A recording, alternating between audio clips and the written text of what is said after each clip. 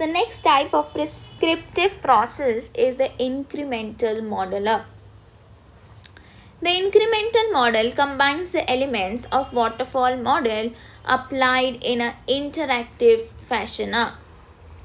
The first increment is generally a core product. Each increment produces the product which is submitted to the customer. The customer suggests some modifications. So there are different increments which are performed, and in each increment customers' suggestions are taken for modifications. The next increment implements customer suggestion and some additional requirements in the previous increment. The process is repeated until the product is finished. So this is the diagram. First increment, deliver the increment to the customer, then perform the second increment. All the steps are performed in the second increment also, that is communication, planning, modeling, construction and deployment. Deliver the second increment, perform the third increment, deliver the third increment, and now the third increment became the final product.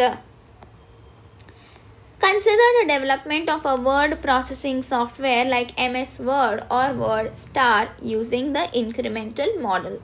So increment number 1, basic file management functions are there like new, open, save as, etc. can be implemented in the first increment.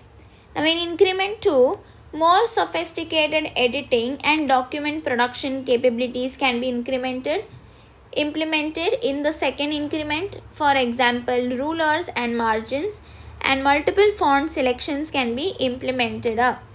Increment 3, spelling, grammar checking and auto correction of word is implemented in increment 3. And increment 4, the final advanced page layout, that means the final working version of the Word software capabilities are developed in the fourth increment, and so on till the project is finished. So you can go on adding.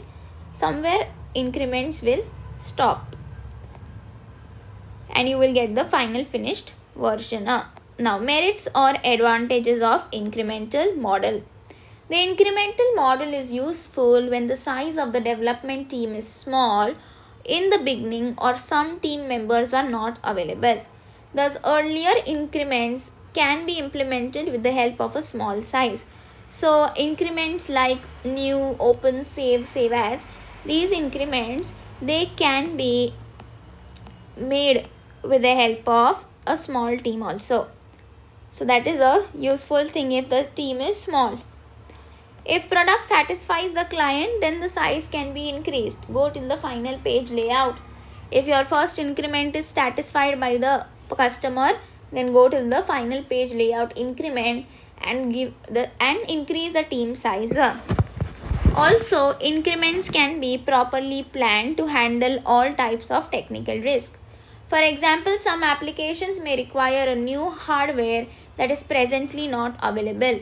In this situation, the increments can be planned to avoid the use of that hardware. The initial product delivery is faster and cost of development is low. The customer can respond to the functionalities after each increment and come up with the feedback. So after each increment, customer can give a feedback. So all these are the advantages. Now what are the demerits or disadvantages of incremental model?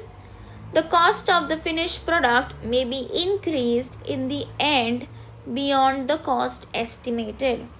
So cost can be increased at the end because at each stage we are performing increments. So at the end it can happen that the cost has increased. What was estimated, that cost is no longer there. Because there is no limit on how many increments you can perform. You can go on performing till you do not get satisfied with the product. After each increment, the customer can demand for additional functionalities that may cause serious problems to the system architecture. The customer will tell increment. Then at some stage, it can happen the system architecture will cause some problem will be happening in the system architecture.